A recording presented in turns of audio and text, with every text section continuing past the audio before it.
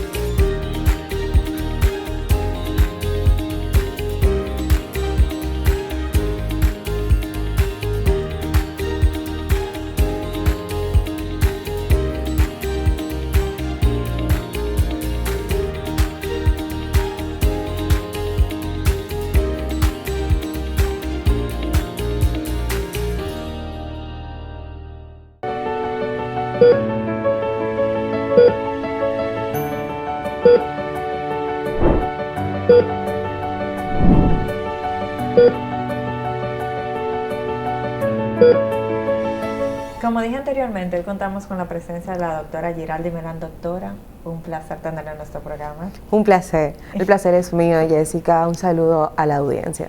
Doctora, usted es uróloga y es reconstructiva. Así también. es. Entre todas las áreas de la medicina, porque es la primera vez que la tenemos aquí en el programa y queremos conocer un poquito de usted. Cuéntenos Por supuesto. cómo fue que una mujer llegó a la urología, porque no sé si es frecuente que esto suceda. Realmente no es tan frecuente. Si hacemos un sondeo, en el país hay un tanto más de 300 urólogos y la mayoría son hombres. Podemos dar un número de 300 urólogos versus a 48, no más de 52 mujeres. O sea, la balanza está inclinada hacia el sexo masculino, pero eso se ha ido equiparando en los últimos años. Antes era un tabú porque se entendía que el urólogo, para ejercer la profesión como tal, tenía que ser hombre. Ajá. Esto es debido a las creencias. Somos un país donde el machismo ha imperado por mucho tiempo, ya no es así, pues la documentación, el acceso a la información ha permitido que el horizonte se amplíe muchísimo más y entendamos de que no existe un sexo para ser de una especialidad u otra. Además de que como uróloga no solo atendemos al hombre, sino a la mujer, porque si nos vamos a la definición de urología, es el especialista encargado de la vía urinaria y todo ser vivo tiene vía urinaria, todo ser humano tiene vía urinaria. Y un poquito más específico, que por la razón por la que vemos más hombres que mujeres en consulta, es porque somos los especialistas encargados de los genitales masculinos. Sí, y justo vamos a hablar de un tema que para mí fue una sorpresa cuando lo vi, porque no sabía que existía, que es la estética genital evidentemente en el hombre. Cuando hablamos de estética genital en el hombre, más o menos, ¿qué estamos abarcando? ¿A qué se refiere esto? Porque es que ni me lo imagino, doctora.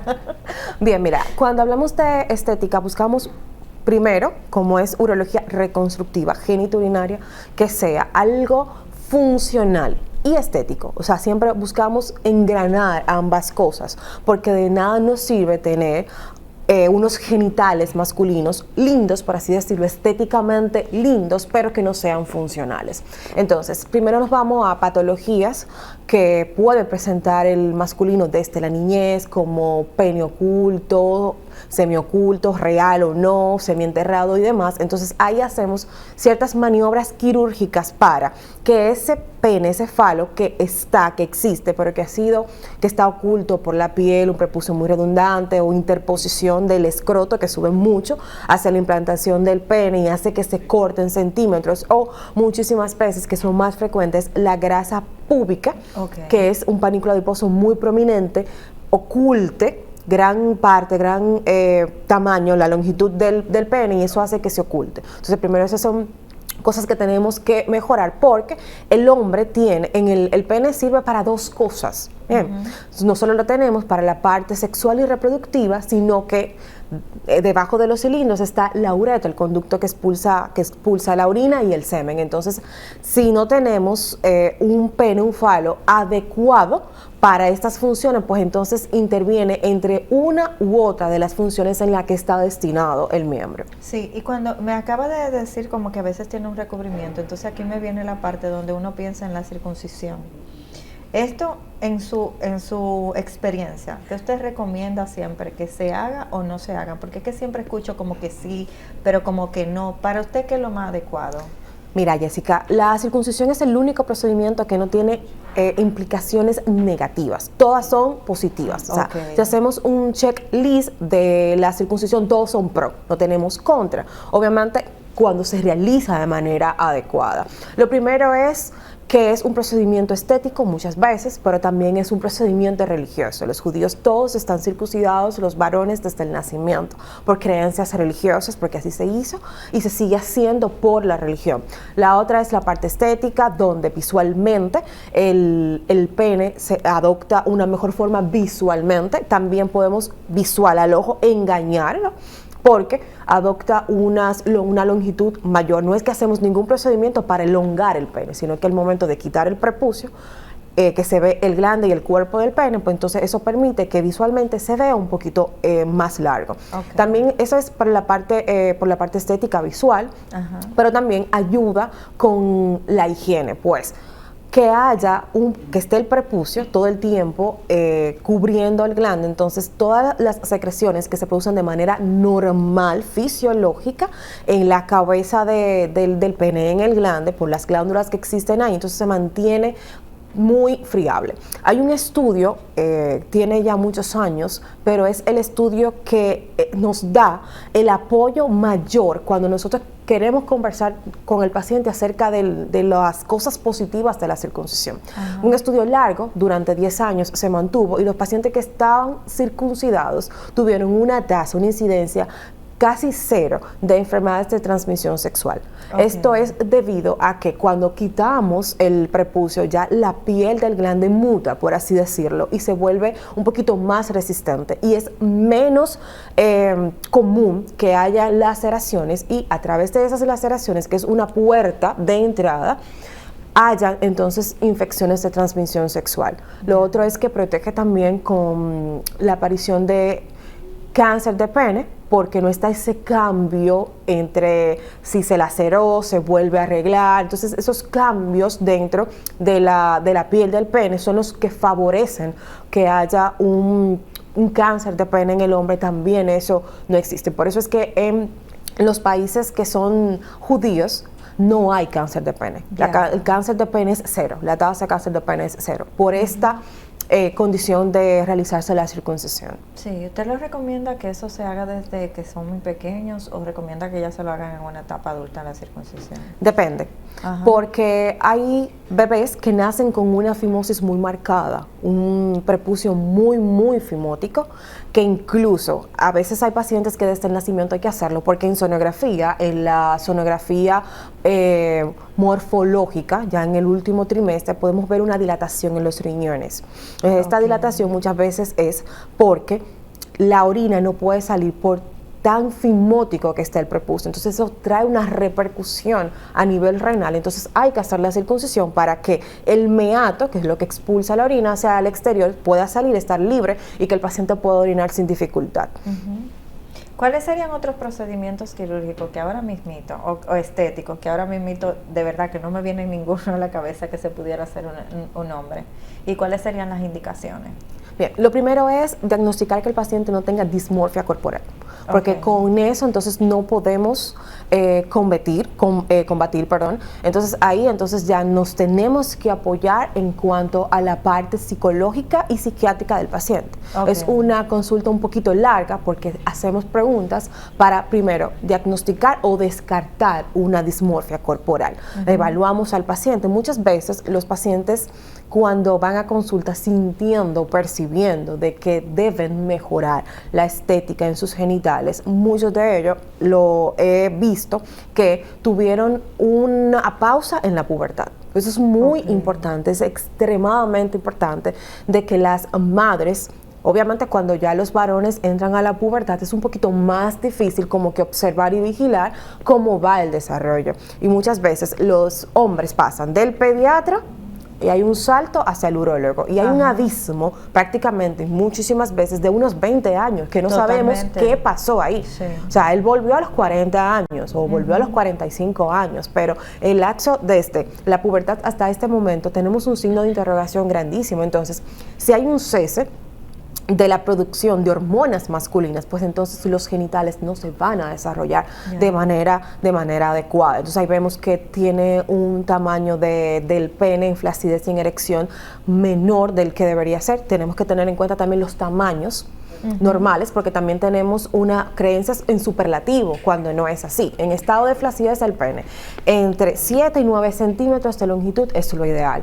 Y de diámetro, en la circunferencia, también hablamos de unos 8 a 9 centímetros de circunferencia. O sea, eso lo medimos y lo vemos en la consulta. El primero es cuando identificamos de que el paciente no necesita el procedimiento, es que éste haga las paces con sus genitales, porque muchas veces la orientación que tiene tanto el hombre como la mujer no es una educación sexual guiada, sino es lo que me cuenta el amigo, lo que me cuenta la amiga o la pornografía. Entonces en la pornografía no van a buscar un falo de tamaño promedio, sino falos con longitudes mayores, entonces se comparan. Entonces, porque el mío mide 15 cuando es un tamaño normal y este tiene 22 o 24, entonces si lo comparamos así, entonces obviamente van a venir las inseguridades y la dismorfia corporal.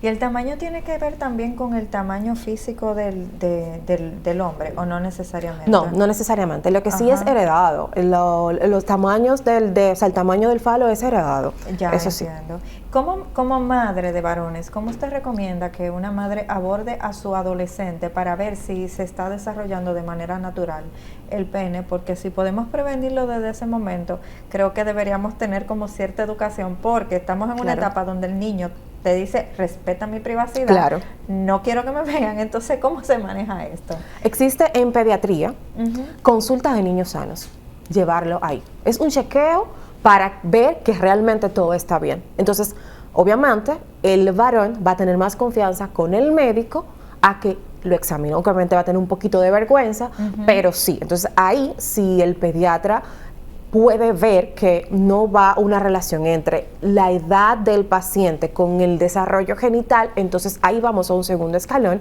que es la parte de endocrinología pediátrica, donde se envían a hacer hormonas, sonografías tiroideas, también el tiroides, la función del tiroides va muy de la mano con el desarrollo de los genitales masculinos. Todo esto se investiga para ver qué está pasando, si es que hubo como un frene, un cese en cuanto a la pubertad y al desarrollo de las hormonas en el varón, en el adolescente, para ser específico. Sí. Tenemos un adolescente ya joven que se ha desarrollado normal y su pene se va desarrollando de forma normal. Cuando tiene que venir la parte estética, generalmente ya tocamos de que puede haber una parte de la circuncisión que no se hizo y todo lo demás, pero también tenemos que la edad va haciendo que las cosas se vayan poniendo feas. Me imagino que esto también le pasa al pene. Cuando pasan este tipo de situaciones, ¿también entra la parte estética y hay procedimientos para esto? Sí. Sí. ¿Y cuáles serían estos, doctora? Pero lo primero es el elongamiento del escroto. Esto podemos reducirlo, esto es una escrotoplastia, entonces reducimos un poquito, no tanto, porque la piel de los que recubre los testículos, el escroto, tiene un músculo que hace cuando haya frío, estos bajen, porque siempre los testículos deben estar por debajo de la temperatura corporal, 1 grado menos. Entonces no podemos dejarlos muy apretados o quitar mucha piel, porque entonces esta dinámica se podría perder y verse afectada entonces la producción de los testículos. Los testículos no solo producen los espermatozoides, sino que producen hormonas masculinas. Por eso es sumamente importante también evaluar el tamaño de estos, no solo por la parte de la fertilidad, sino por la parte de la masculinidad y el desarrollo de las gónadas sexuales secundarias. Entonces, esta dinámica se tiene que mantener en que si hay frío, pues entonces estos se vayan hacia el cuerpo, suban al cuerpo. Si hay mucho calor, entonces estos desciendan un poquito más para mantener esa temperatura. Es una de las cosas que se puede hacer. Otra de las cosas, si el paciente no está circuncidado, hacerle la circuncisión y Si el tamaño y el grosor está normal, pues entonces nos quedamos ahí, porque siempre buscamos que haya función y estética, y menos es más. O sea, no hacemos más de la cuenta simplemente porque el paciente así lo decida. Sí. Volviendo al tema de la circuncisión, porque le tienen mucho miedo los varones a ese tema. Cuando se lo hacen ya adultos, ¿es verdad que realmente es doloroso? Porque he escuchado mucho que dicen, ¿por qué no me lo hicieron cuando pequeño? ¿O será que cuando niños no se dan cuenta porque son bebés? Y el procedimiento viene siendo literalmente lo mismo. ¿Cómo más o menos es esto, doctora? Bien, mira, cuando son niños, como bien lo dijiste, obviamente ellos no se van a acordar, no van a tener recuerdos de esto si son muy pequeños.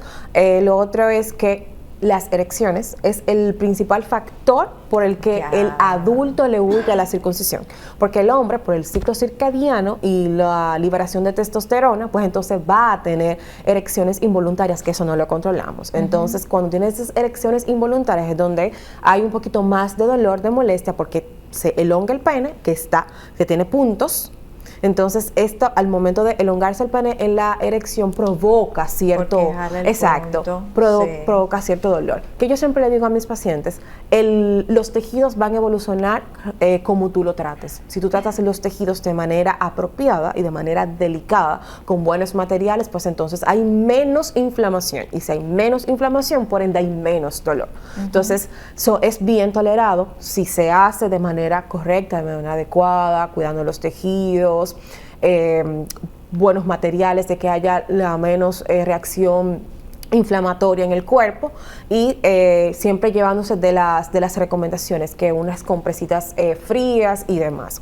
Pero los 3 primeros días son los más molestos. Después de ahí, todo bien con el paciente, y si se lo siguen haciendo, porque realmente es tolerable. Y eso también iba a preguntar, porque es que también, vamos a ser serios, doctora, los hombres son demasiado ñoños. Al hombre le da una gripe y se está muriendo. Entonces yo pienso que si hay un factor donde hay una ñoñería, porque nosotros las mujeres tenemos a veces cirugía y a los 2 días no pasa nada. Entonces, Jessica, la gripe masculina existe, ¿eh? La gripe masculina existe. No, lo que no existe la ñoñería en la gripe, porque es como que se está acabando el mundo. Sí, literal. Entonces no habrá un factor que tal vez, como el varón quizás tenga que pasar por menos procedimiento quirúrgico que nosotras, ya que no tienen que pasar por el parto, ya también sea este miedo que tengan. Sí, y realmente no sea tan así. ¿Sabe que el dolor es lo más subjetivo que existe, y no existe algo para medir de manera concreta el umbral del dolor de alguien? Sí. O sea, muchas veces si preguntamos lo que estamos aquí, con un escenario, ¿cuál sería tu dolor en tal cosa? Puede que tú lo sientas de una vez, yo más o menos, el otro tenga como un umbral un poquito más alto. Entonces lo que nosotros tratamos de buscar como es un punto medio. Y el dicho que es cierto, que la mente domina el cuerpo. O sea, si tú sientes que te va a doler, ya es el inicio de las cosas, pero siempre la consulta es donde nosotros agotamos todo, donde se le explica, donde yo, que hablo muchísimo, le explico al paciente de manera detallada, con imágenes, porque a veces también está la parte donde ellos creen que la circuncisión es solo quitar el frenillo. Entonces yo me voy a hacer la circuncisión. Entonces, cuando yo le muestro una foto, no es eso. Entonces todo comienza por ahí, no simplemente yo quiero tal cosa y vamos a proceder a hacer las analíticas prequirúrgicas, las evaluaciones y demás. No, hay que siempre el conversatorio con el paciente no se sustituye con nada. Sí. Y el paciente se ve todas las veces que tenga que verse. Si hay dudas, las respondemos, la hablamos y demás. Entonces eso ayuda a mitigar esa ansiedad. Todos podamos tener ansiedad, así yendo al dentista por algún tipo de procedimiento, así sea menor o sea un procedimiento mayor. Todos vamos con cierto tipo de ansiedad. Y mientras más tú hablas, más en confianza estás con tu médico, pues ese nivel de ansiedad puede ir bajando un poquito y ayudar y mitigar esta parte. Sí, aparte de que existen procedimientos como el alargamiento que me ha hablado, ¿existen algunos donde tenga que ver con el grosor, que también se puedan realizar? ¿Cómo es esto, Así doctora? es. Mira, hay algo que está en boga hace un tiempo, que es el uso de sustancias abultantes, como el ácido hialurónico, para la parte de engrosar el pene. Yo, como uróloga reconstructiva, no lo recomiendo, porque el pene es un órgano que está en constante cambio, está flácido, está en erección, etcétera. Entonces, no es lo mismo colocar ácido hialurónico de relleno en la cara cuando Ajá. hay surcos prominentes y demás, o en otras partes del cuerpo, que un órgano que tiene incluso la textura de la piel completamente distinta. La piel del pene tiene más elastina, más colágeno que otras partes del cuerpo. Entonces eso lo hace un órgano muy peculiar. Entonces a veces cuando se coloca ácido hialurónico, y más cuando el paciente no está circuncidado, este ácido hialurónico puede migrar, porque no se va a quedar estático, puede migrar, disecar el prepucio y que el pene adopte una forma que se llama como hongo. O sea, todos hemos visto un hongo, que la parte de la cabeza es como más ensanchada y el cuerpo es un poquito más delgado. Ajá. Entonces, esto visualmente no es estético porque... Primero, cuando vas a estar con tu pareja que vea esto, primero va a decir, no, espérate, o sea, estás enfermo, te pasa algo, lo que fuese. Ajá. Entonces, luego, para quitar esto, tenemos que esperar que este ácido hialurónico lo absorba el cuerpo o utilizar enzimas, sustancias para eliminar, degradar este ácido hialurónico. Entonces, si van a hacerlo, lo primero es, no lo recomiendo, pero si van a hacerlo, lo primero es que el paciente debe estar circuncidado. Ajá. Hay otros métodos, un poquito, estos son, no son permanentes, se va con el tiempo. Hay otras técnicas que sí son permanentes, como utilizar grasa del propio cuerpo del paciente. Como te comenté anteriormente, muchas veces la grasa del pubis hace que se esconda una porción importante del pene, que es donde nace este. Entonces se puede hacer una pequeña lipo en esta área y colocar 20, 30 cc de esta grasa en el pene. Esto también se puede degradar, la grasa y demás, pero es más permanente, un poquito más segura que utilizar el ácido hialurónico. Y también pasa que en el ácido hialurónico últimamente se han estado haciendo como tomografías y se ven que quedan residuos también. Así es. ¿Esto pudiera también suceder en el pene, que se le queden Sí, residuos? así es. Y hay que hacer entonces una cirugía para quitar estos residuos, porque muchas veces ni lo absorbe el cuerpo completamente, ni tampoco estas sustancias, estas enzimas que degradan el ácido hialurónico lo pueden hacer en su totalidad. Lo otro es también que se enmascara. Muchas veces te venden el ácido hialurónico, te dicen que es ácido hialurónico cuando no es así. Eso también le iba a preguntar, porque ahora mismito hay muchas personas que a nivel facial están sufriendo daños permanentes porque tampoco fue ácido hialurónico que se le colocó. Exacto. Entonces yo me imagino que esto puede causar un tema más allá, que donde está afectado directamente la salud del paciente. Sí, claro. Entonces utilizan otras sustancias o pueden utilizar incluso aceites, vegetales, todo esto, como el ácido hialurónico es acuoso, así, esto es ácido hialurónico cuando no es así. Entonces cuando no se utilizan sustancias que puedan absorber, que el cuerpo pueda absorber, que son biocompatibles con el cuerpo, entonces hablando directamente del pene, puede haber necrosis. Áreas de necrosis, de muerte de ciertas áreas del pene. Entonces tener que hacer una cirugía para quitar una porción, un segmento del pene. Entonces eso es bastante complejo, que son los famosos biopolímeros, engranando todas estas sustancias que no son biocompatibles. Entonces es realmente una voz de alerta. O sea, por esto, más que nada por esto, es el no uso de ácido hialurónico, porque realmente no se sabe si es ácido hialurónico que se le está poniendo al paciente o si no una de estas sustancias. Y realmente es bastante complejo. Es una cirugía muy tediosa, muy complejo.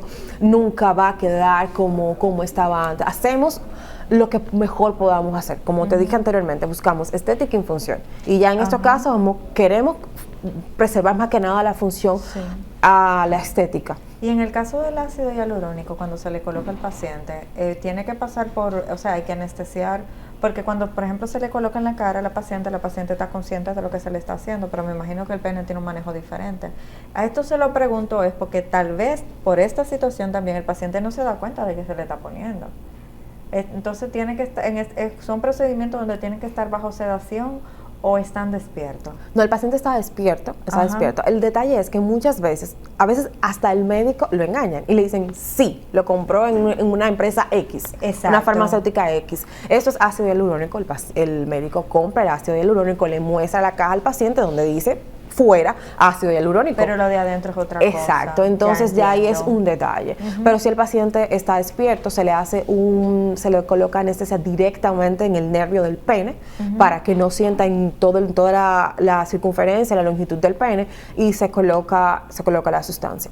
Doctora, ¿quién es la persona que le corresponde hacer estos procedimientos en el pene del hombre? Se lo pregunto porque a veces tenemos muchos intrusismos. Así es. Entonces me imagino que en la área de la estética tienen que tenerlo de alguna Muchísimo. forma usted como uróloga.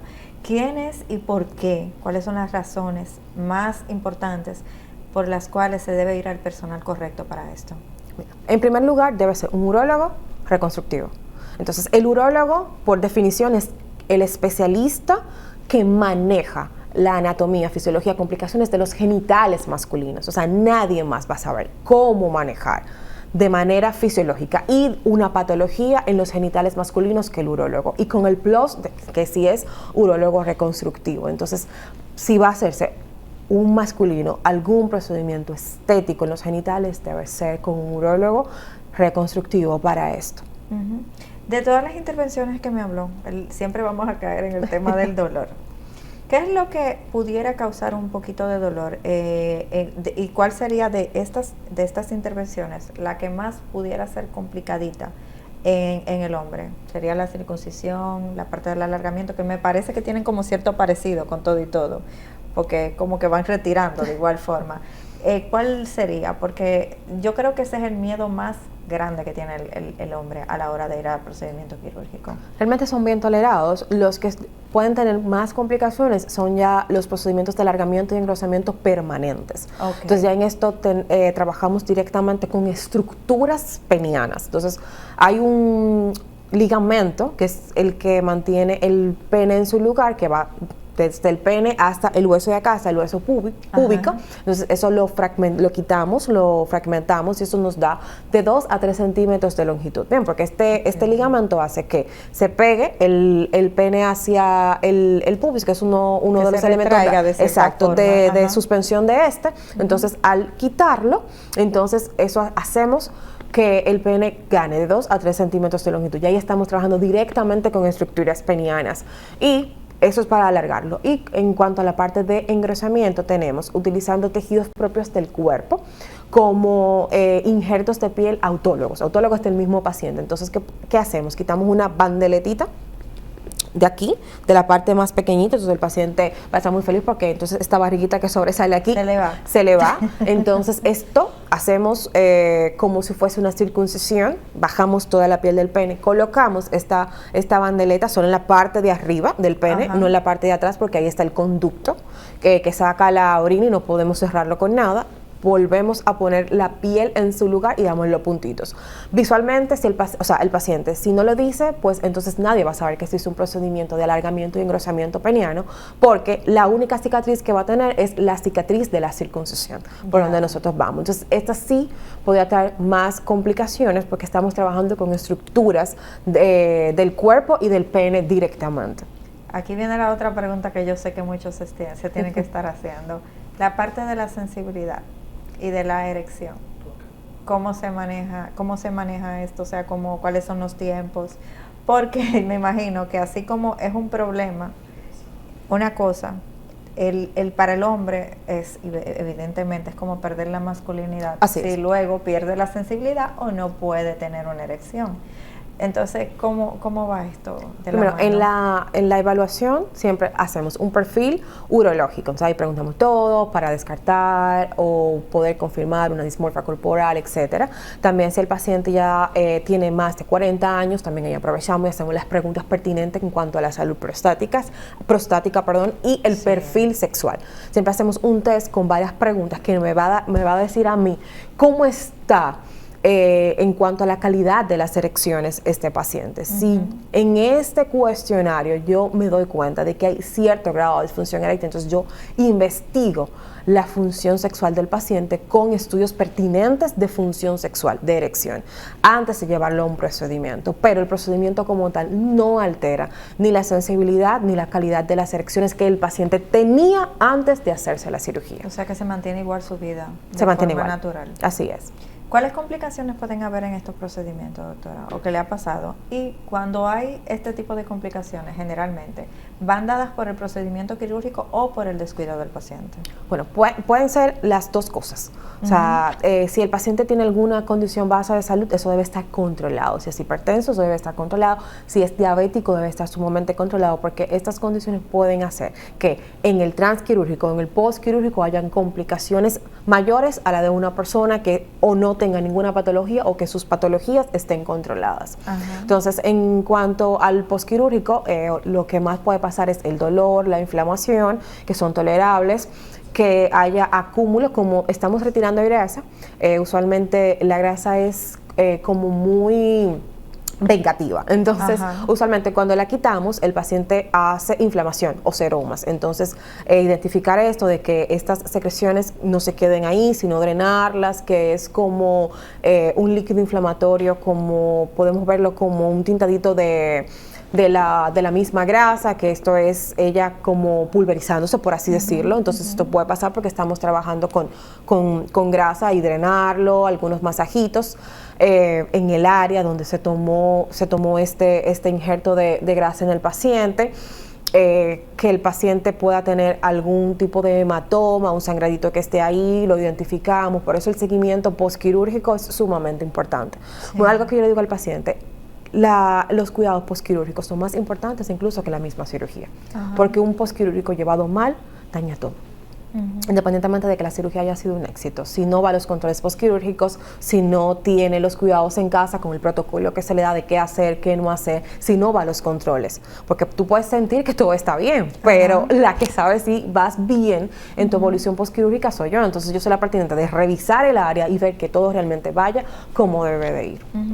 ¿Y cada cuánto tiempo se puede, o sea, el paciente debe repetirse el procedimiento? Me imagino con el ácido hialurónico sabemos que si se lo colocó ya sí tiene su tiempo de vida. Sí. Pero en los otros procedimientos, ¿son de manera permanente o tienen que volverse a hacer otra cirugía en algún momento? No, son permanentes. El último que te mencioné es permanente. Eso es para siempre. O sea, tanto el lago como el grosor se van a mantener por el tiempo. Ahora, cuando se utiliza ácido hialurónico, tiene una vida media de 6 meses hasta 1 año, no más de ahí.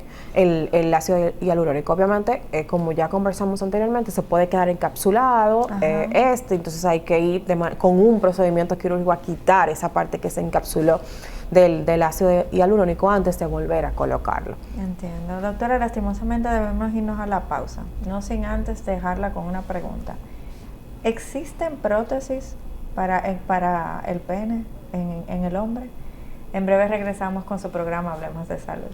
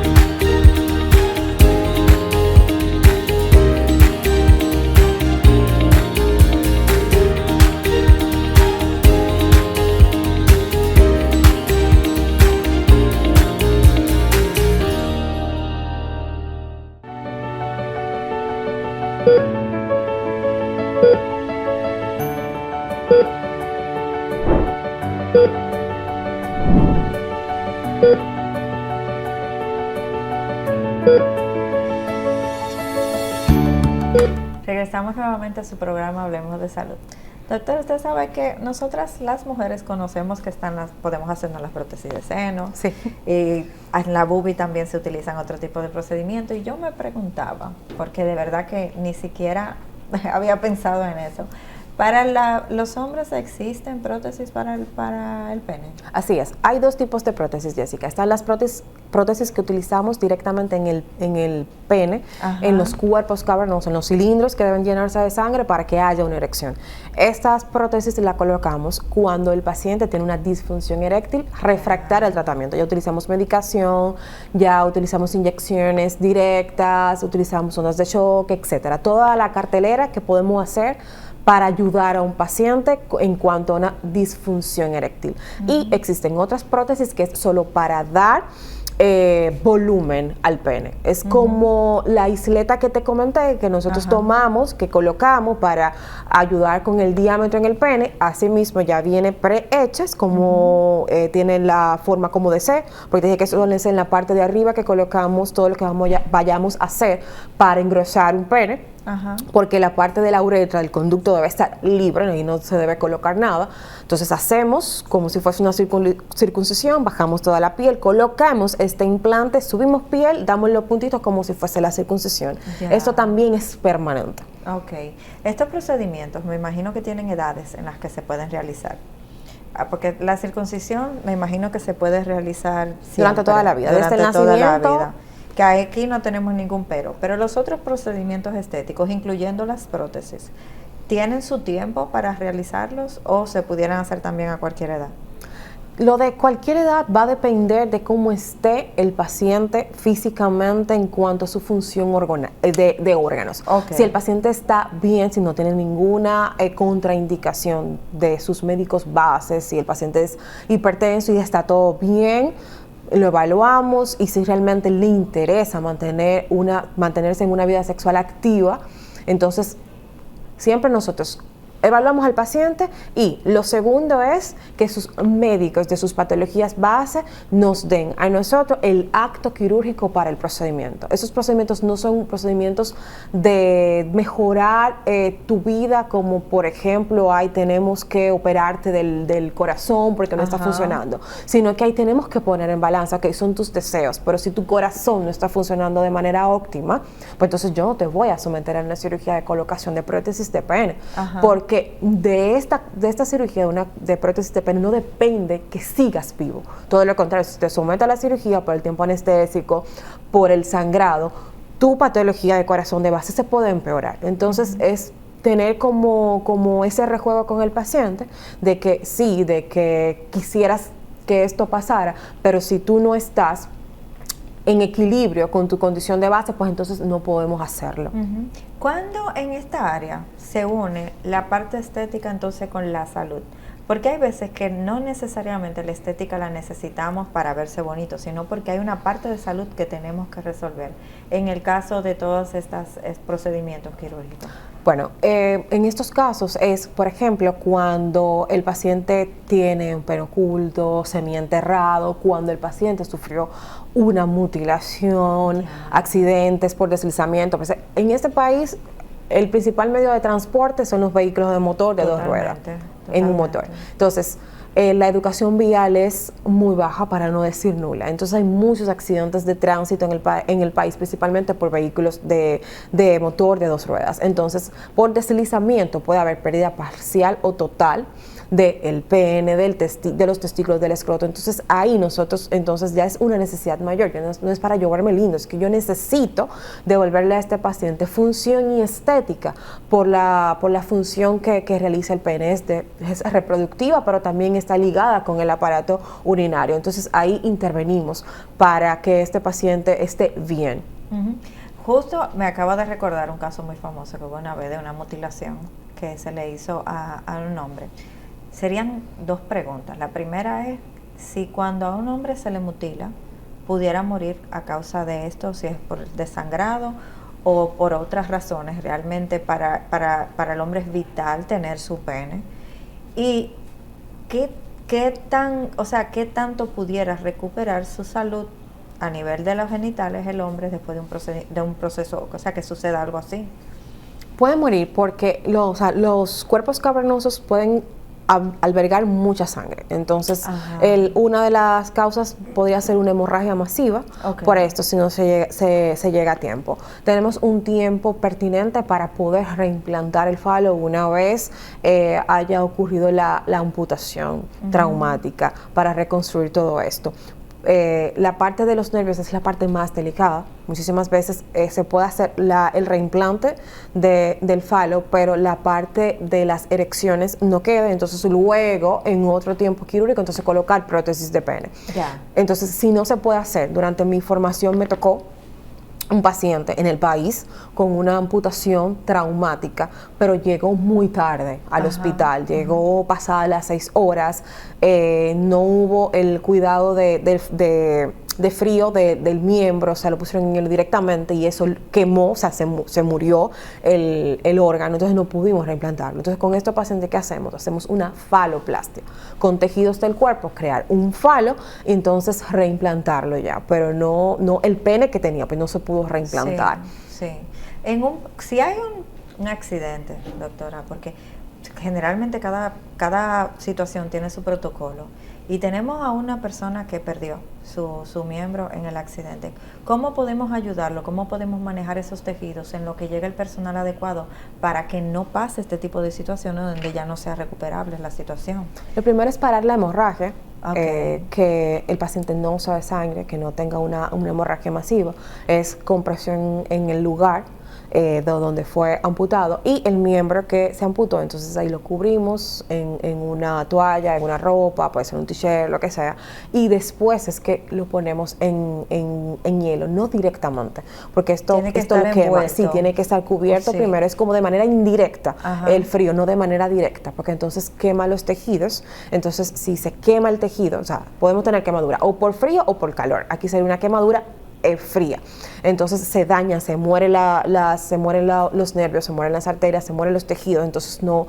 sirve, no sería viable y tenemos un máximo de 4 horas para poder reimplantarlo.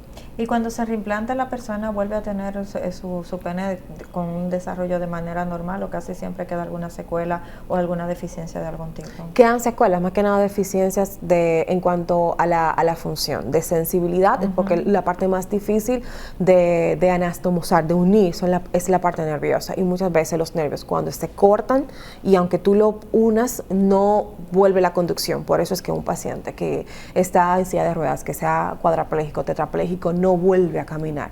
Es porque esa conducción nerviosa, una vez se cortó, es como los alambres. Si se cortó, ya. Aunque lo unas, no vuelve a pasar corriente por ahí. Entonces, por esta parte, entonces la sensibilidad no está, y tampoco la parte de las erecciones. Sí, doctora, pero con todo a través de la edad y del tiempo, el hombre no va perdiendo esta sensibilidad y va perdiendo la erección de cierta forma. Sí. O siempre se mantiene, porque escuchamos mucho entre la sociedad, no, el hombre puede tener hijos cuando quiera, el hombre, o sea, como que es una maquinita que tiene tiros 24/7, pero yo me imagino que con la edad eso no puede ser tan real.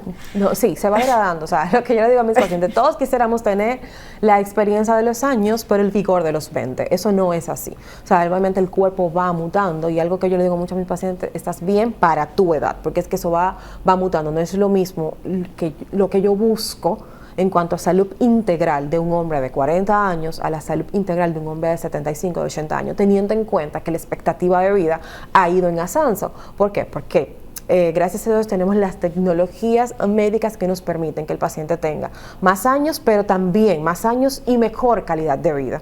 Entonces, cuando unimos todo eso, entonces podemos ver una persona de 80, 85 años que se ve muy bien y que está muy bien. Entonces, si esa persona está muy bien, se mantiene muy bien, entonces, ¿por qué no perpetuar eso en el tiempo? Pero sí, realmente con los años ya el flujo sanguíneo es menos, la parte de la sensibilidad también, porque otra cosa que yo le digo, o sea, nuestros órganos vienen trabajando con nosotros incluso desde antes que naciéramos. Exacto. Desde que somos embrión, feto, ese corazón está latiendo y se va a parar cuando ya no tengamos vida. Entonces también se cansan, claro que sí. Hay una parte en la que me imagino que, bueno, pasa a nosotros también las mujeres, que buscamos ayuda estética, porque ya viene la parte del envejecimiento. Pero entonces, tengo como, no es una confusión, pero sí. Para procedimientos estéticos de un hombre, ¿sería mejor esperar cierta edad para realizármelo? O si desde joven puedo tenerlo, porque son procedimientos que son a lo largo de la vida, ¿qué sería más recomendable? Si, por ejemplo, si lo tengo muy cortito, lo quiero más largo, te lo puedes hacer de joven, o si necesito prótesis, este tipo de cosas, esperar a ser más adulto o hacerlo desde más joven. O sea, como No sé si me entiende Sí, la claro, te dualidad. entiendo. Primero es evaluar al paciente. Si el paciente todavía es en una edad oportuna que podamos rescatar algo, entonces eso lo hacemos. Entonces esto es multidisciplinario, está el endocrinólogo, andrólogo y demás, nos apoyamos de eso. Si ya todo está instaurado y o sea, ya su tamaño, longitud, diámetro del pene llegó hasta donde iba, todo lo demás, entonces si ya identificamos que el paciente lo necesita, que no hay dismorfia corporal y demás, podemos instaurarlo desde el momento en que diagnosticamos al paciente. No hay que esperarlo. No hay que Eso es lo esperar mismo como tanto, cuando sí. con el Botox no hay que esperar tener arrugas muy marcadas para utilizarlo. Es prácticamente así. Entiendo. Doctora, ¿cuáles serían las contraindicaciones más palpables que no te permitan hacer ningún tipo de estos procedimientos? Porque me imagino que ya hay muchos pacientes que tienen condiciones que ya están en su vida y que entonces no pudieran ni siquiera pensar en hacérselas. Bien, lo primero es la dismorfia corporal y que el paciente tenga una patología de base que no esté controlada o que esté contraindicada por su médico. Algunas enfermedades hematológicas que no pueden ser sometidas para que los procedimientos que se van a hacer es porque de esto dependa su vida. Entonces, algo estético está contraindicado. Eso es lo principal. Sí, tenemos muchos pacientes masculinos que a la hora de tener enfermedades de transmisión sexual no tienen sintomatología y a veces ni siquiera van al médico. ¿Le ha pasado que en la consulta ha encontrado pacientes que tienen condiciones de enfermedades de transmisión latentes y que se den cuenta en ese momento cuando van a buscar estética? Sí, realmente. O sea, por eso lo que te expliqué de la circuncisión, o sea, cuando está expuesto el glande, pues es más fácil que el paciente identifique si hay algo que no me cuadra, si veo una laceración, si veo una úlcera y demás. Entonces, muchas veces cuando yo retraigo el prepucio, también el hombre por temor a no lo quiero retraer porque si me duele, si está un poco fimótico, cuando lo retraigo, veo laceraciones, a veces verrugas del virus del papiloma humano o algunas laceraciones sugestivas a herpes genital, etcétera. Entonces, ahí todo se detiene e investigamos el paciente porque primero es salud integral y luego la parte estética. Sí, claro. Doctora, yo me imagino que en su área el hombre se abre, o sea, es más abierto a hablar lo que no va a hablar en casa o no va a hablar con la pareja y todo lo demás. ¿Cuáles son los tabú más grandes que usted se ha encontrado que han sido un factor sorpresa a la hora de una consulta masculina? Primero, comenzando por mí, el paciente en la puerta dice... pero tú eres mujer. Y, o sea, un paciente me preguntó que si yo podía ser uróloga. Pero tú eres mujer, si tenía el permiso. Exacto. Pero tú eres mujer, tú puedes ser uróloga. Yo creo que sí. Estoy aquí. Ya me dieron el título, ya tengo los avales. Yo creo que sí. Pero si tú supieras que eso es lo primero, a veces le sigue sorprendiendo a un grupo importante de pacientes, más pacientes que tienen un poquito más de edad, más de 60 años, ya los más jóvenes están un poquito más documentados y ya saben que esto no es por sexo ni nada, sino que es especialidad médica y al que le gusta la especialidad médica, no importa si es hombre, si es mujer, lo que fuese, lo va a estudiar. Esos son los pacientes que son que tienen un poquito más de edad, más de 60, 65 años, es lo primero.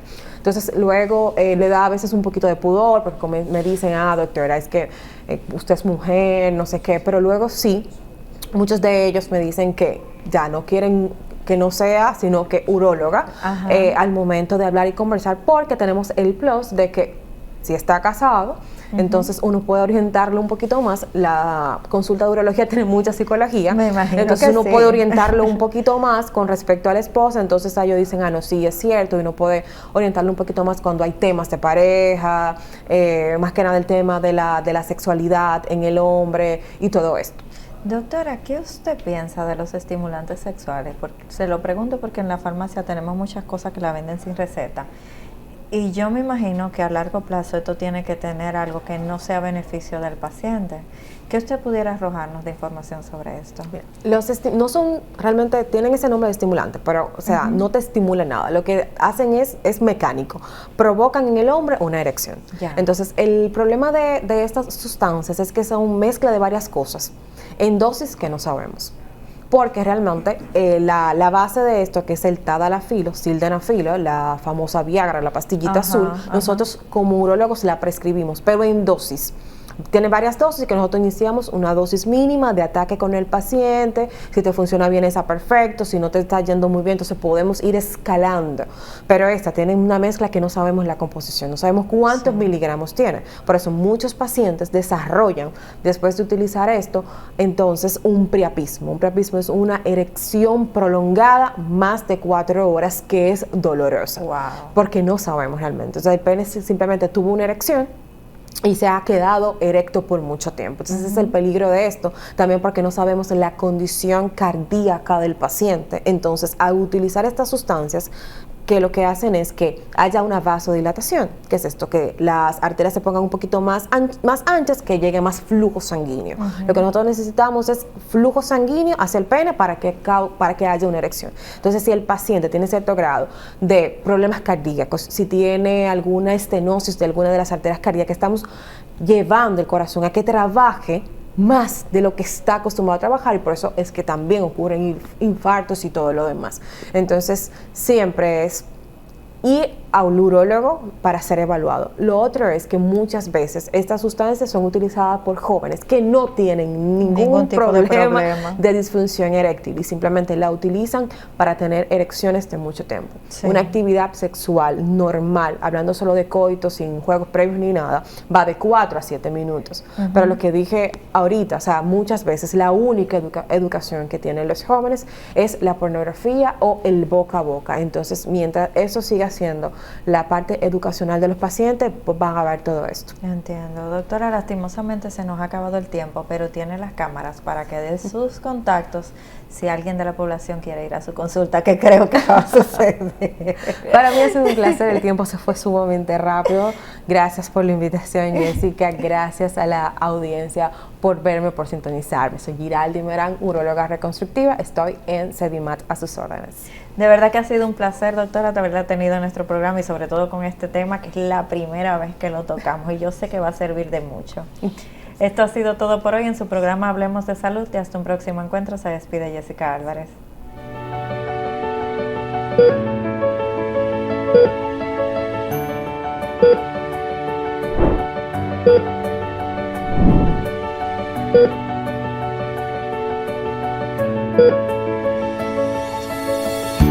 Thank you.